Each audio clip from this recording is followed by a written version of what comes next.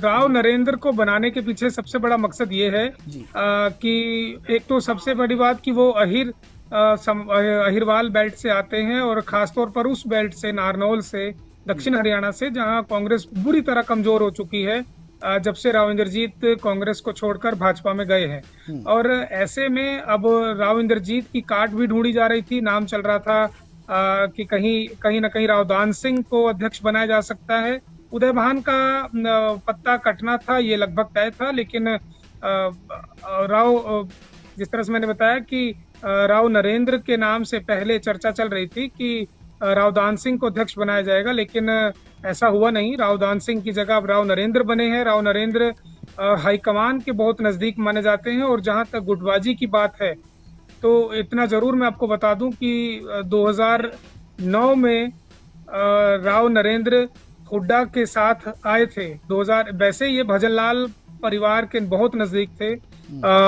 जब चौधरी भजनलाल हुआ करते थे, 2005 का अगर मैं किस्सा याद दिलाऊं सौरभ, तो 2005 में जब कांग्रेस ने चुनाव जीता और थंपिंग बड़ी मेजोरिटी 67 सीटें कांग्रेस को आई, तो चुनाव जो है वो वहां पर लड़ा गया भजनलाल के नाम पर। लेकिन भजनलाल की अगर मैं बात करूं तो वो मुख्यमंत्री नहीं बने, मुख्यमंत्री बनते हैं भूपेंद्र सिंह हुड्डा।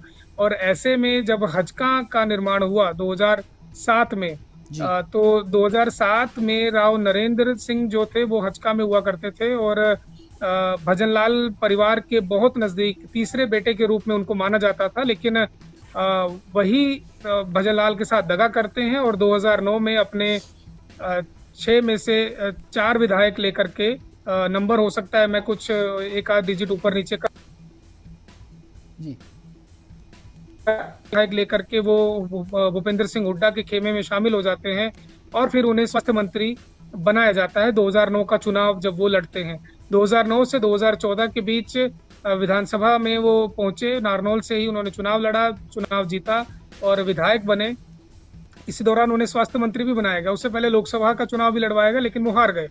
सौरभ, तो तब ये माना जा रहा था कि जो व्यक्ति भजनलाल के इतना करीब हो और अगर वो बगावत कर रहा है और भूपेंद्र सिंह हुड्डा के साथ जा रहे हैं, तो माना जा रहा था कि भूपेंद्र सिंह हुड्डा के बहुत करीबी हैं।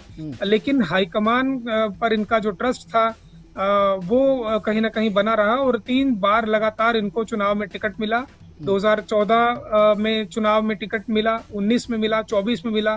तीनों चुनाव ये हारे हैं, लगातार तीनों चुनाव हारे, हार की हैट्रिक लगाई। लेकिन उसके बावजूद हाईकमान ने इन पर भरोसा जताया है और अब ये माना जाता है कि ये किसी भी एक व्यक्ति के साथ नहीं, बल्कि कांग्रेस को लेकर चलने वाले नेता हैं। हाईकमान के साथ, राहुल गांधी के साथ सीधा टच में है।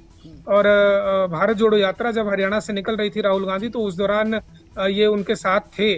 और ये माना जाता है कि राव नरेंद्र सीधा हाईकमान के व्यक्ति हैं और उनका समन्वय सबके साथ अच्छा है, चाहे भूपेंद्र सिंह हुड्डा हो, सुरजेवाला हो, शैलजा हो, सभी नेताओं को साथ लेकर चलने वाले हैं। तो अब ये माना जाएगा जिस तरह से पहले ठप्पा लगा था कि उदय भान तो भूपेंद्र सिंह हुड्डा के खड़ाऊ हैं, उनके पीछे पीछे चलते हैं, पिछलग्गू हैं, तो ये कम से कम शायद मुझे ऐसा लगता है कि राव नरेंद्र सिंह इस टैग से कहीं ना कहीं बचेंगे।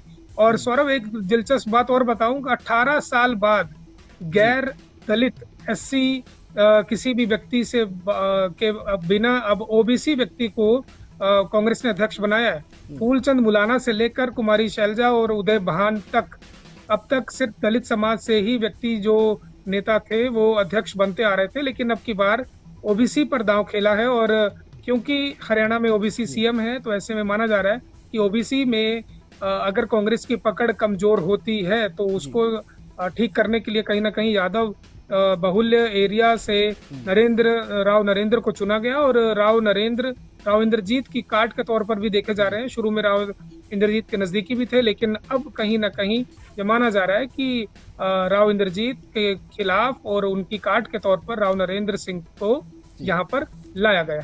हमसे जुड़े रहने के लिए हमारे YouTube चैनल को सब्सक्राइब करें और नई वीडियो की नोटिफिकेशन के लिए बेल आइकॉन को दबाएं। अगर आप ये वीडियो Facebook पर देख रहे हैं तो लाइक जरूर करें और ज्यादा से ज्यादा शेयर करें। धन्यवाद।